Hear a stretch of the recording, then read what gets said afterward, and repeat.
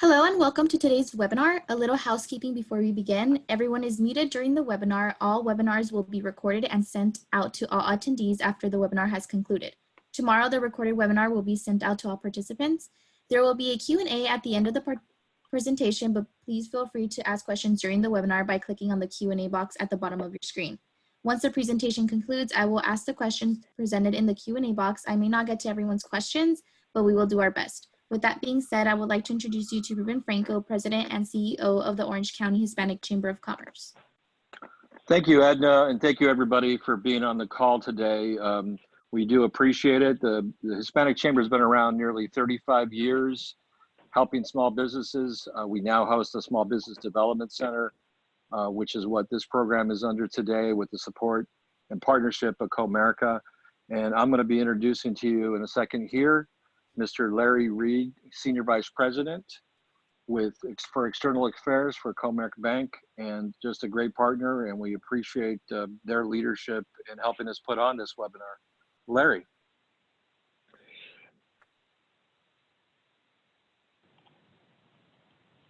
Good morning, everyone. Can you hear me, Ruben? Okay, there we go. Sorry about that. Yeah, we can hear you. There we go. Good morning, everyone. Ruben, thank you. And I wanted to just take a moment. I won't take up much time. I just wanted to say on behalf of Comerica Bank and our external affairs team and the bank at large that we are really grateful for the partnership with the Orange County Hispanic Chamber of Commerce, both for your leadership in the communities that you serve, but then also as we look to try and find innovative ways to reach the community and the market that needs the resources provided during these sessions. The SBDC is a very valuable tool and resource, and we're looking forward to our continued partnership and impacting the community. I'm excited to know that over 200 people have registered for these sessions. You know, this is the third session, and that just to me indicates the demand for the service, and we're hoping that we can continue to partner and do impactful work with Orange County Hispanic Chamber of Commerce and the SBDC and you and your staff, and we're grateful. We thank you. And with that, I'll turn it back over to you. And thank you to all the participants and attendees for taking the steps necessary to get what you need to be stronger going forward. Everybody take care and stay safe. Thank you, Ruben. Thank you, Larry. And thank you once again to Comerica for the partnership. We appreciate the support and always helps us to get these things out there. We have over 100 great consultants in our network, and one of the best that we do have is going to be giving this presentation today on marketing during the recovery. It's my pleasure now to introduce to you Yesham Erez, who will be giving you this presentation. Yesham, please take it away. Thank you, Ruben. I'm very excited to be here, happy to be with you because marketing, which we're going to discuss today, has been a large part of this, what we're going through the COVID process and in determining our recovery and expansion going forward. You know, some of the approaches really come from aptly being, being able to transition our businesses to digital. So we'll talk a little bit about that. I do work for the SBDC, and still a well-kept secret. It is an amazing network organization that offers consulting that is free to you as well as confidential, one-on-one and customized. So a lot of what we will discover will be very broad strokes, but just know that there's a lot more where they came from, and your business may require something slightly different, and we are here for you. So we hope you will contact us, and we will pair you with consultants and provide help. We also do training, special events, and programming. And can we go to the next page? Thank you. So this is just a little bit about myself. I will not read it, but I have about 30 years in marketing and a master's. I've managed some of the brands you would recognize on the grocery store and other retailer shelves today. I created new products for Capital One, and I am here with the local SBDC network. Okay, so the agenda is, we are all somewhere in this cycle. You know, a lot of us are recovering. You know, we've seen an uptick in since we've opened up, and that's going back and forth, of course, and some have not experienced as large a dip. It depends on the business we're in. But you know, one thing that we've seen is consumer insight is very important right now because consumer behavior has changed. To give you an example, Amazon, Walmart, Target, these stores were not really closed, right? So we see up to 40% increase throughout COVID. And, we probably normally don't think about buying clothes on Amazon, but some of us have done so. So consumers are now trying to consolidate some of what they need to procure and go to fewer locations, buy different things from different stores, different services from different providers. So things have really shifted. There's a slew of root color options out there because nobody could go to hairdressers for a while. So the way we behave as consumers has turned upside down, if you will. That's a good way of putting it. So what that means, if we're going to be successful in this environment, is that we need one-on-one engagement with our customers. We need to be in tune with them. And the way we're going to do that is through digital means, because we're not going to see them as often as we did. But they are open to digital communication, and that's working.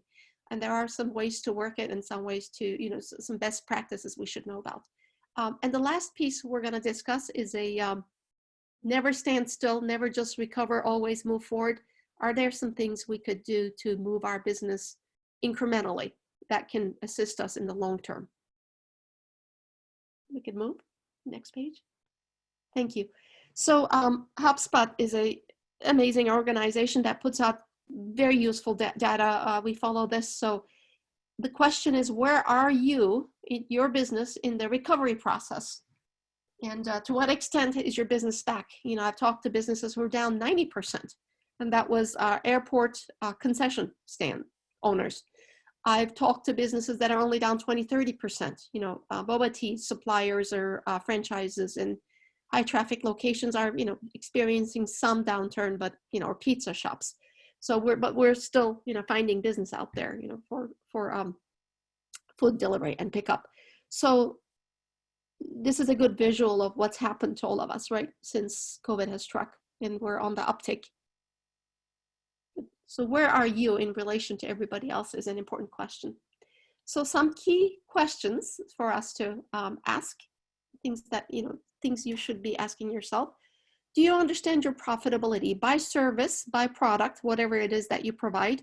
Do you understand what actually makes you more money so that we can go ahead and structure what we're going to put our marketing behind, right? We're not going to market everything we do. We're going to market strategically certain products, certain services that have the likelihood to help us most at this time. The next question we ask is, what's happened to our consumers? Are they looking to buy some things from us that they didn't consider prior? Just to throw out an example, you all know that a lot of restaurants have started to sell eggs and bread, right, through this transition process. So that's an incremental business. That was not there before. Do you have a funnel? Do you have a sales funnel? Do you know what it is? And do you actively try to collect customer information? And do you work with those names consistently to convert them to sales and to make them loyal customers, repeat customers? And are you reaching out digitally, and are you selling digitally? If we could move. Next page. Thank you. Understanding your segment. Segments, it should be plural. You could have 3 segments. Here's an example of 2 for a hair salon. You might have been working for 6 years. This is a hypothetical business, selling to a 20-some trendy clientele. Completely hypothetical, which has certain worries, has certain digital behaviors.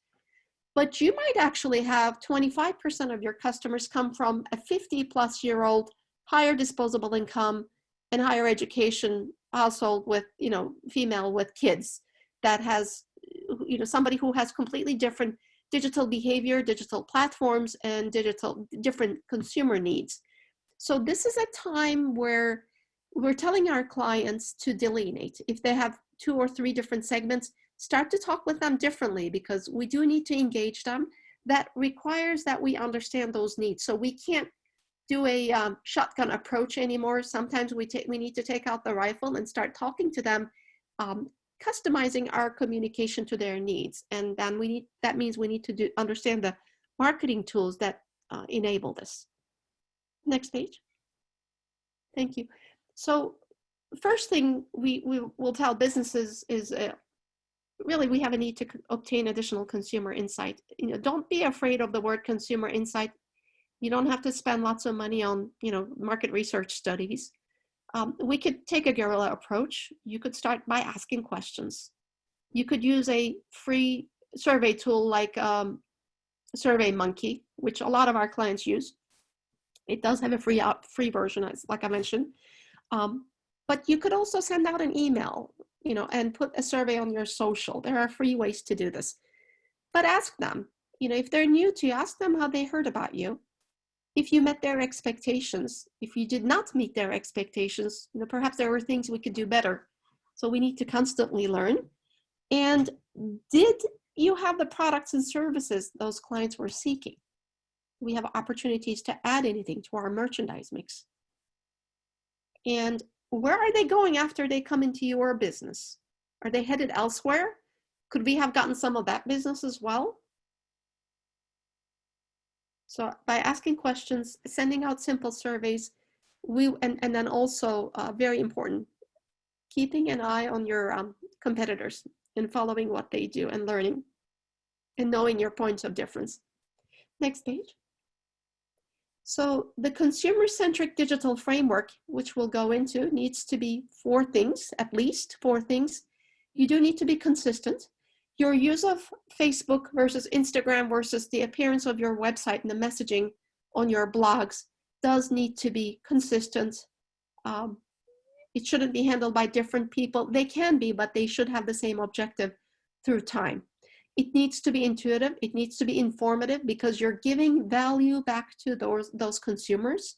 If you don't offer them value, if you only try to sell your products, they will most likely not follow your platforms because we do need to be engaging for them to entertain reading about us. Next page. All right. So customer relationship management, CRM, not a scary phrase. It's a phrase we can all embrace. It's actually very easy to work with. Entails a few things. How are you keeping your customer records? Do you have a system in place with lead nurturing? And again, nothing scary. If you're already using one, oftentimes a lot of businesses have a POS system that comes with a CRM system that has customer names and offers email options.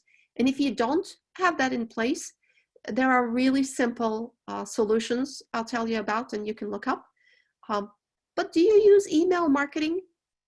And if you're trying to do everything yourself, you might be thinking, oh gosh, that's a lot of work to do. And it's not. You could have a monthly blog on your website and you could take that blog content. So in a varying topic pertinent to your customers every month, you change that topic out every month, but take that blog content and send it with a call to action and a promotion as an email marketing tool. So are you doing email marketing? If you weren't doing it, it's probably a good time to start this. And like I was discussing in the segmentation discussion, there is the difference between a rifle and a shotgun approach. So these are the times you need to adopt more of a rifle approach, meaning, you know, giving different types of promotions, satisfying needs of different contingencies in a way that they are requiring at this time, and they may vary from each other. So we need to be alert to that.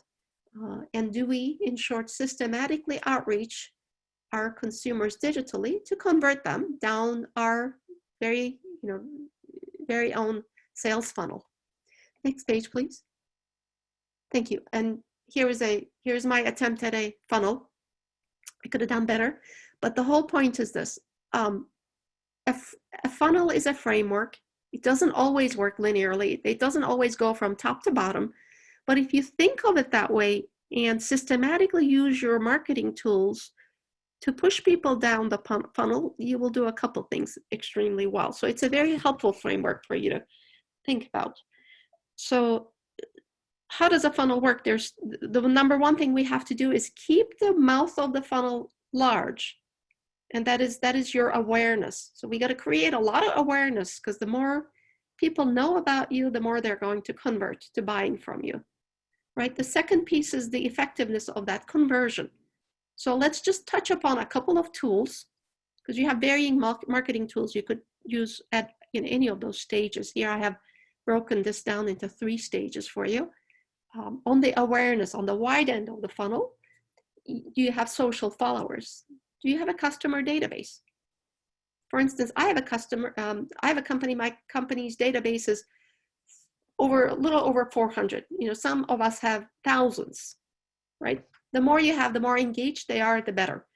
Are you getting exposure in media? Are your clients giving you testimonials? That is all helping create awareness and conversion. And you might be utilizing partnerships with other companies that are adjacent, offering adjacent products and services. And those are all helpful in creating additional awareness for you in the marketplace. Conversion to a sales lead will happen through additional engagement as people visit your website, as they open up your emails, they click on your emails, they set up appointments with you. And if you're socially selling, they're going to see it on Instagram and Facebook, aren't they? And that's going to help us convert.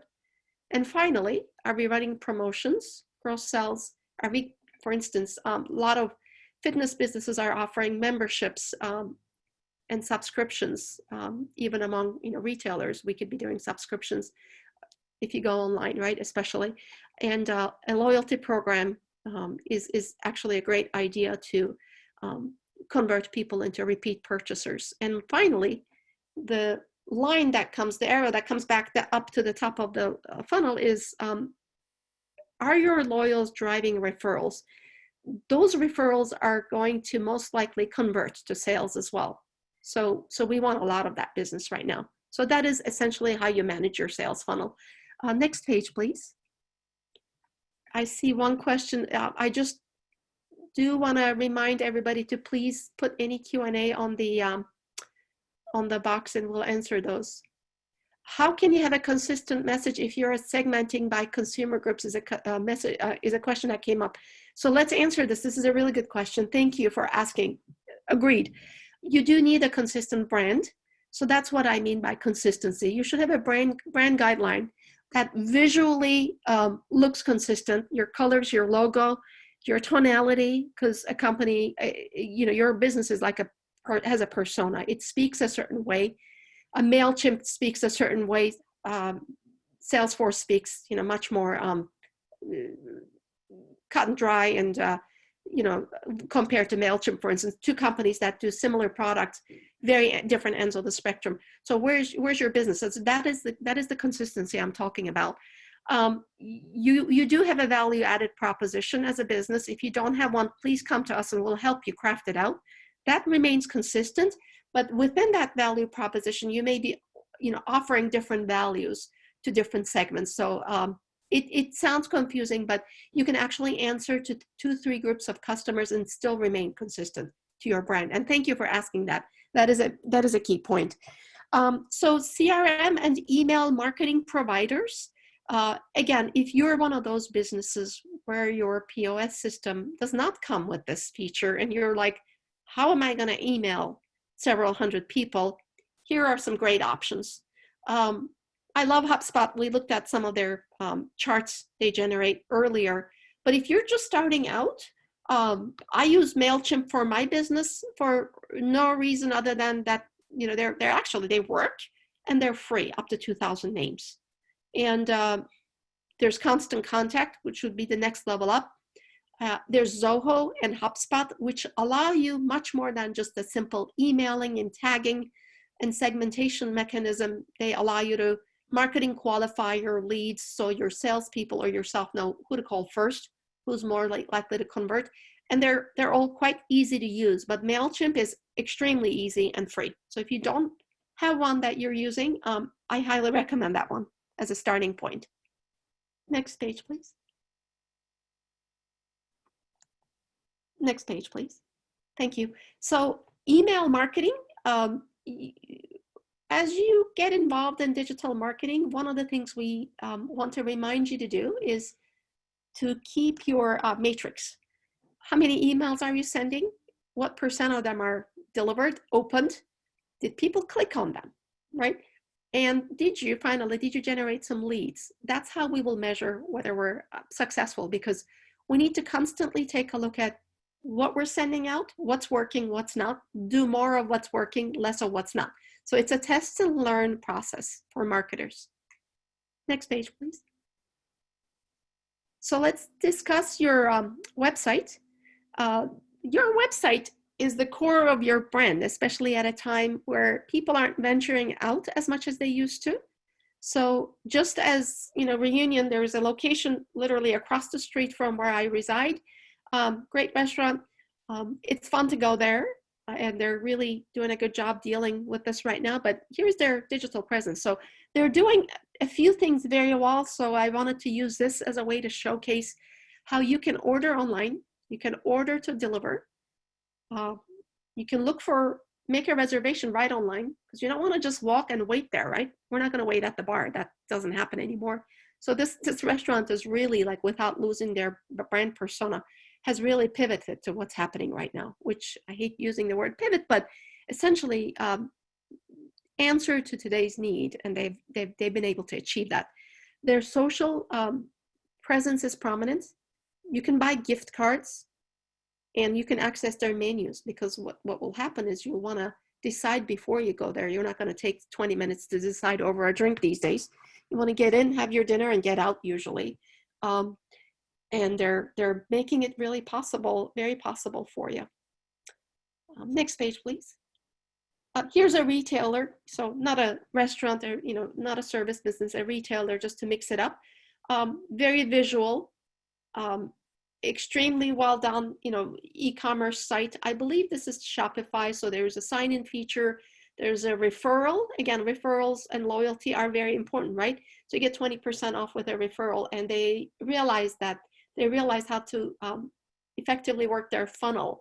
And they've made it very easy to navigate with an immediate call to action without scrolling down too much, because the Shop Now button is right there on the first half of the page before I go anywhere. So I just wanted to share that. Also, really interesting, and your business can do this as well. There is the chat option, right? So people need more ways to talk to us without coming in the store these days. An online chat option is a really good tool if we can work it. Okay, next page, please. All right, so we will be able to email out to participants a website checklist. So if you have a website and you want to know how effective it is, 2 things you can do: call us, schedule a meeting. We'll walk you through what's working, what's not, give you some best practices, but we'll also share a checklist so you can do that audit, start that audit yourself. Okay, let's talk about social media, not in length, because there are so many platforms. Some of them are very visual, some of them are not, and they each have different purposes. Again, what is right for your business may vary. For instance, YouTube is very appropriate for some visual businesses, but Pinterest and Instagram icon is not here, extremely visual. Whereas Twitter is a platform you might want to use for reaching influencers in media. LinkedIn, if you're selling B2B, LinkedIn is probably the way to go. So if we could move to the next page. Thank you. So why use social media? All right, we have all heard the following. Young people are not on Facebook anymore. Facebook is dead. Of course, it is true. They're moving away from Facebook. But on an absolute basis, social media is still prominent. We're still on there. There are increasing platforms springing up. TikTok is effectively being used to sell products today. Pinterest is wonderful for certain audiences. It is free. It allows for targeted engagement, and it provides you visibility. So there's no downside to using social media. So we would like to see you use it. We think it's a good idea. Next page. The platforms we use will depend on, next page, please, and the product category and your business. So there is a difference between earned media and owned media. So earned is when your users start to talk about your product. I see this with a lot of makeup brands, a lot of food brands. people love to showcase what they've purchased because this is normal human psychology, right? When you make a purchase, you bought that free, very tasty nectar juice bar juice. It's in your hand. You do want to take a picture of it and share it with others, perhaps, or if you have a wonderful dinner being served. And what happens is that becomes a authentic endorsement of the company. So the more your customers share your content, the more you get value out of it, and it's more authentic than you pushing your own business when others do it. So let's move to the next page. Oh, there's a good question. What is B2B? I'm sorry, I should have explained. That is business to business. So let's say you're selling wholesale or you're selling supplies to restaurants, supplies to retailers. That's business to business. Yep, LinkedIn is good for B2B. Yep. Say, how can we find website designers to hire to build our company website? I'm going to answer that. That's an important question. So businesses range from what I've seen from a very hands-on to I'm going to have a very professional site built by an agency. And you could be somewhere in the middle. I don't want to spend a lot of money, but I'm not going to do it myself. If you're on the DIY end, please come to us. There are really effective tools. I'll tell you a couple. Wix, Squarespace, GoDaddy has a very simple platform. They have, I have a Squarespace site that looks great, and I created it, didn't spend a penny. Works well. So if you're, a little bit capable, come to us. We'll help you, sort it all out, get a good navigation in place, give you some content strategy, your unique value propositions, so you know exactly what to put on there. You can probably do it yourself for next to nothing. Or if you want to hire someone, we will help you search for vendors. We can give you multiple vendors because you need to go research and interview, and you might, your friends may refer some to interview and find the right one for you. But they're out there. And a really good tool is if you go to like Wix and Squarespace, they refer people in your area who work on those platforms, and then you can ask for a bid and then they email back to you. Okay, earned media. So your mentions, your shares, this is what we were just talking about, reposting, people reposting your stuff because it was so attractive, they wanted to share it with their friends, and your reviews on platforms. Next page. Okay, so thank you. So let's stay there for a second. So you can, in addition to this, you can also do paid marketing. I didn't include it in here, but that is available. That's beyond what's organic, on Google, Facebook, a lot of the social platforms. We can absolutely work with you on that. It just is a pretty detailed discussion to get into all that, but there are some good opportunities and test and learn opportunities. Certainly, we can work with you one-on-one on which paid options may be right for you. So let's talk a little bit about your product strategy.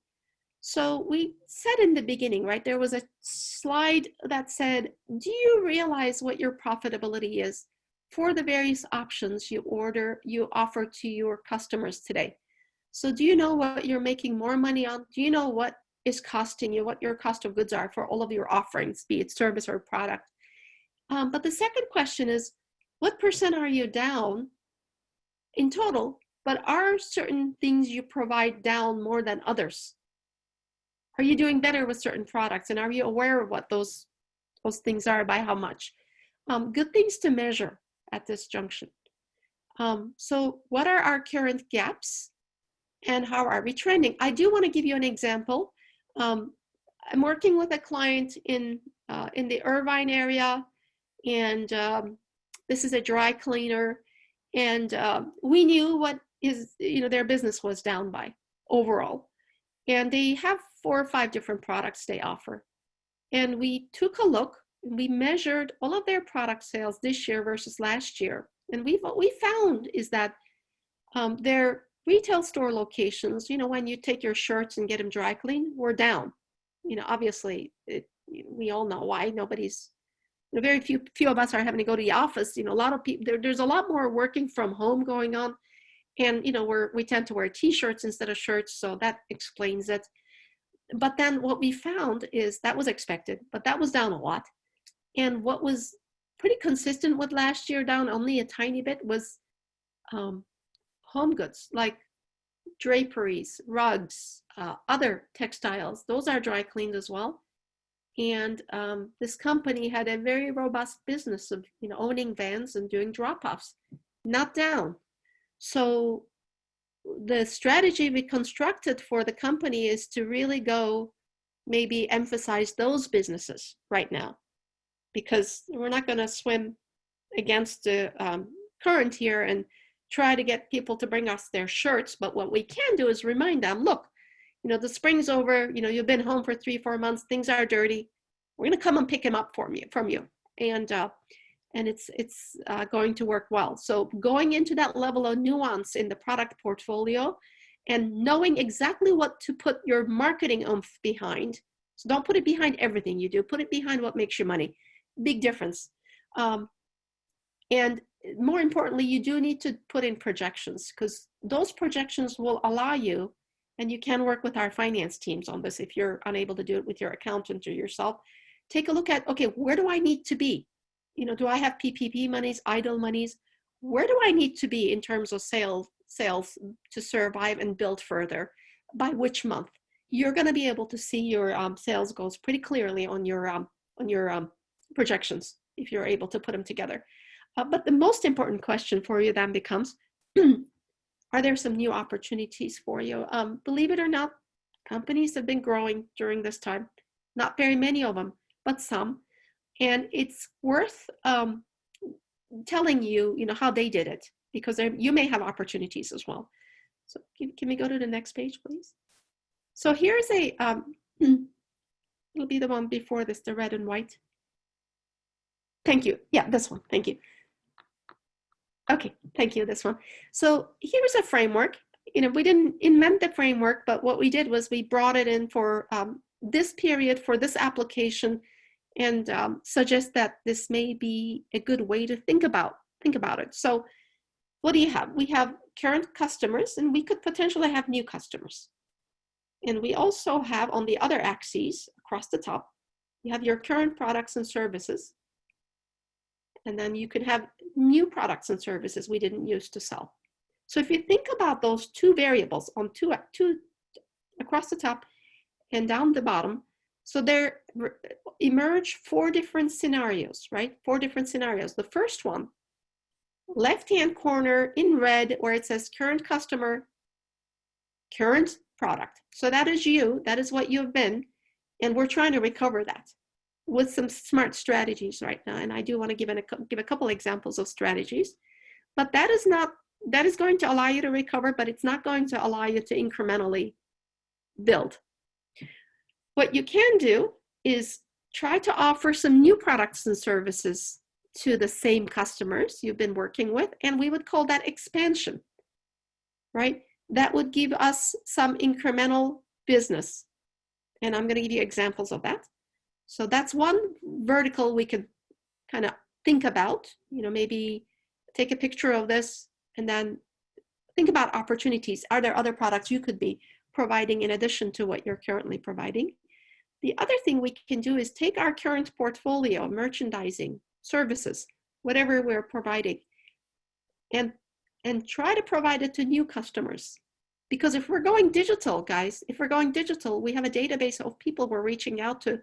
We're not just limited to people who used to come into our brick and mortar location. We can go beyond that. Let's say college counseling business, one that I know a lot about.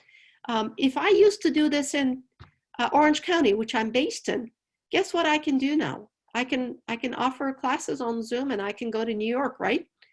A very prominent dance studio started to offer classes online, and a lot of yoga studios have as well. But now they can go beyond California. If they're good, people will watch them from overseas even, and they can charge for that. So that is a good example of the second scenario. A third scenario, the last one, new products and services to new customers. And that is crazy to call it anything short of crazy. That is complete diversification, and that can really make you money. And this is where I've seen a big build, and I do want to show a couple examples. I'll do that quickly. Can we go to the next page now? So we'll go through these boxes one by one. Okay, so this is current product, current market, nothing new. Yoga studio, virtual schedule. Yes, well, so this is like for their local clients. They've been able to remain in touch, really important. And then a snail's pace, which has 4 locations throughout the area. They're open now, but all this time they did temporary store hours. They did, I believe they said pickup, they did pickup, and they have phone only orders, and that was really smart, right? So they never lost touch with their clients, and now they're okay, they're open, but they were also very vocal about this on their social, and they were also sending out emails, which was really nice. Next page. So these are examples of the first box. So let's go to the second box. Lazy Dog. Panera is doing this, but they're national, so I picked Lazy Dog. It's a little bit more regional. So I mean, I don't normally buy eggs at Lazy Dog, but you could, period of time, because this is what people are looking for. So they're taking advantage of it, and so can you. So next page. Market development. So this is selling your current product and service. You're not adding new products, but you're attracting new customers. Mothers has been really good at this because they had safe shop hours in the morning for older people who are very sensitive about their shopping. Obviously, they don't want exposure to what's going around, so they exhibited a lot of goodwill with the heart, and I think they probably went a long way with that segment through this period.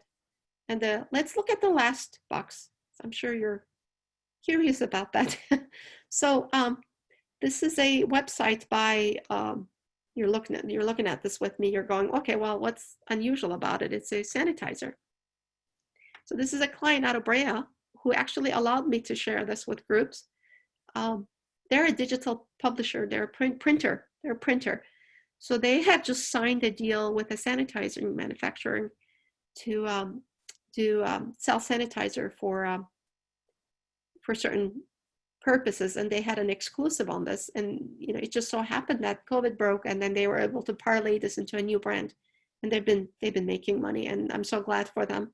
So their business really multiplied.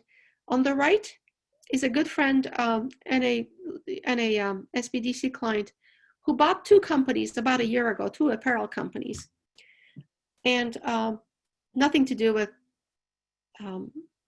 PPE, but he was looking at some technologies in apparel, and COVID broke, and he quickly started manufacturing masks. So a lot of sales, but he didn't stop there. I can't show you pictures, but he has proprietary technologies for serious protection for retail that he's out there selling right now. So he's doing a very good job. So you may have competencies, you may have partnerships, and when you put that thinking hat cap on and then come up with, ideate, you may come up with some options you haven't thought of. So our purpose in showing you this framework is to get you to think beyond the current business to see if there's any opportunities to grow beyond just recovery at this time. So that is the end of this presentation, and I just want to see if anybody might have questions. We took a few through the presentation.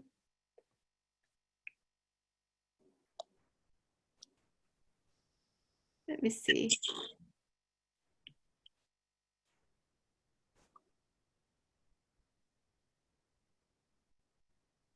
Are there any others that we want to ask?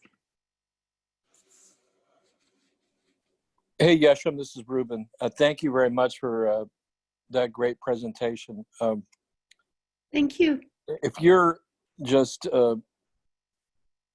in summary, summarize what you talked about today, just what are kind of if someone came to you today just for a one-on-one consulting, what are kind of the top 3 things that somebody needs to look at going forward out of this pandemic? How are they going to recover out of that, out of what we've all seen? Yep, thank you, Ruben. That's excellent. So what I would do is, we're doing this on a day-to-day basis right now, we would first with you, sit down and make an assessment of where you are. You know, how much are your sales down? And to what extent have you put in place digital marketing? And obviously that your digital footprint starts with your website. You need an e-commerce website. Are you leveraging social? Are you leveraging email marketing? Do you have a sales funnel? So we would literally go through and assess your current situation. And the program we would put together will depend a lot on exactly where you stand. So here's what I've seen, you know, a couple examples. I've seen people, you know, companies have had, a lot of them have had websites. I've seen companies that haven't had websites, and we've actually helped them put it together. I've had people, very unlikely people, who never thought they could put a website together, accomplish doing exactly that while they were closed. And they're pretty proud of the work they've done, because it's easy with some instruction if you have a limited budget. But if you have a little bit of budget, we can even help you find people to help, you know, build it for you. They're like I said, they're out there. So that is the cornerstone of your footprint. The next thing we would do is make sure you have a way to create that sales funnel, that database of customers. Oftentimes I've asked people to go back and start to jot down on Excel the names of their customers, the emails of their customers, and then upload them to a tool like MailChimp. So we can routinely begin to communicate to them, because they're not coming to our location. So we do need to reach out, remind them that we're here. Oftentimes, one of the strategies has been for instance, they've taken a lot of precautions against COVID. They may be a restaurant or a service business like a hairdresser or a beauty business. So obviously they're obliging by local ordinances, and they're taking precautions to keep their employees safe and their customers safe. It is really important to communicate that out to their customers. Otherwise, customers may be reluctant to come in. So it is really important to get that communication out through email. So we've been helping folks create that communication, like craft their funnel, craft their database, and teach them how to use the tools to start communicating, to bring people back. And it works. So those are things we would do. And also really typical, we've had a lot of social media meetings. So we've had people ask us, I say we because there's, you know, several marketing people, obviously, which are the right, you know, social media platforms for me? You know, how should I be leveraging them? I'll give you an example of some of these very basic strategies.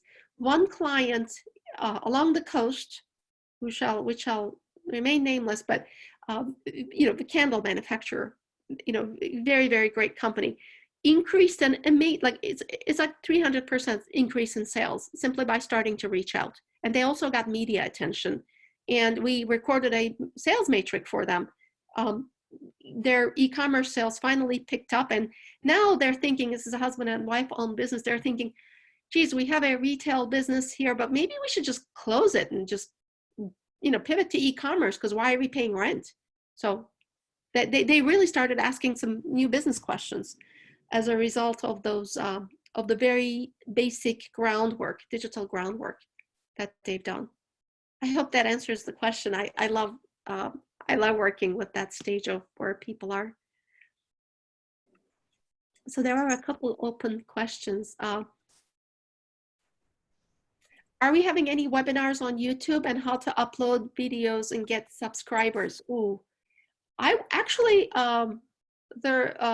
there is a series being planned out, and this is a great subject suggestion.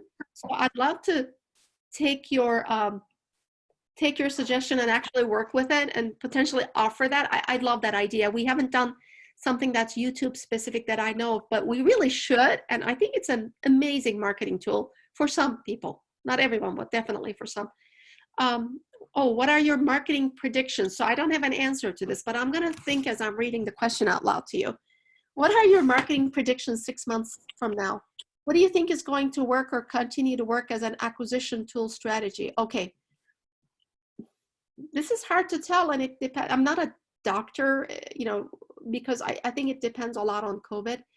But one thing we've seen is we're getting stronger online together, right?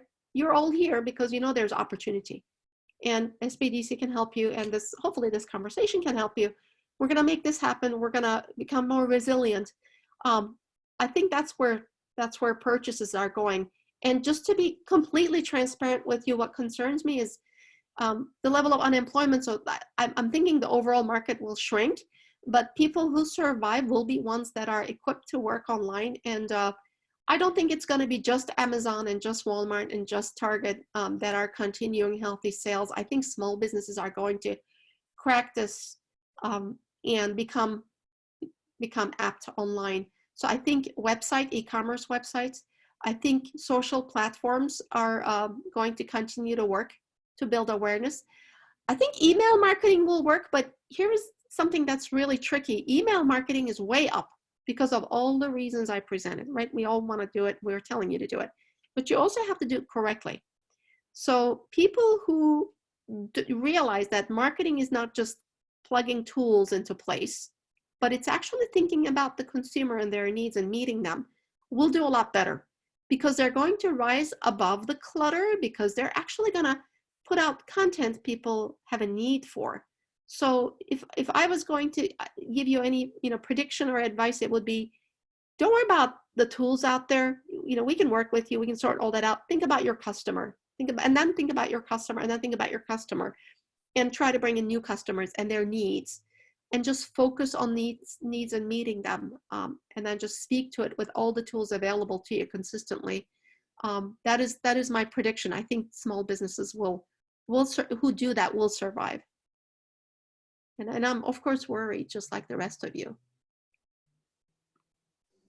Yeah, that's a great answer, Yesham. And yeah, we're all concerned about, how are we going to continue to help our businesses? One, our focus was surviving. Now we're starting to talk about recovery, though, even though we've had kind of a little bit of a start-stop with opening our businesses. But what do we do going forward to help you safely reopen, safely have your customers come back, safely have your employees come back and be comfortable? And what kind of marketing strategies are we going to do to convince our customers that we're doing those type of things? So very important things for everybody to consider. And with the Orange County Hispanic Chamber and our SBDC network, like I said before earlier on the call, we have over 100 consultants that can help. We're here to help. These webinars and the one-on-one consulting's done because of support from Comerica, from others like the SBA and the governor's office. And we're able to do this, and we want to continue to do this. So please reach out to us at our 800 number is 1-800-616-SBDC or 7232. I mean, we are here to help, and we're still all in this for the long haul, because there's still going to be things that might change as we go forward, that we're going to have to. I know Yesham hates the word pivot, but sometimes we have to do that, or make a different move in our business or our strategy, what we're doing. Does anyone have any last questions? I just wanted to add, as they think of their questions, there are to end on an encouraging note. There are a lot of examples I can think of right now, companies that did what I just talked about, and they're seeing results. So please know that. Yeah, that's a great point. They are seeing results we've all had this kind of downtime to reconfigure our businesses and how we go forward with all this. So it's actually been one of the blessings has been that we've had a little bit of time to rethink about stuff and re-strategize. So that's been good. It looks like there's no other additional questions. So I want to thank Yesham for a great presentation. I want to thank Larry Reed and Steve over at Comerica and David Bentoncourt at Comerica for your partnership with this. It's been a great series that we've done, being able to help people out with the EIDL loans and the PPP loans, and now some marketing strategies going forward. So we will continue to do things like this. Tomorrow we have a webinar series on procurement, how to do business with the state of California. So that's something, if you're interested in, please sign up for that. That's will be a great presentation done by the state of California. So once again, thank you everybody for being on the call, and be safe and healthy out there. Thank you. Thank you.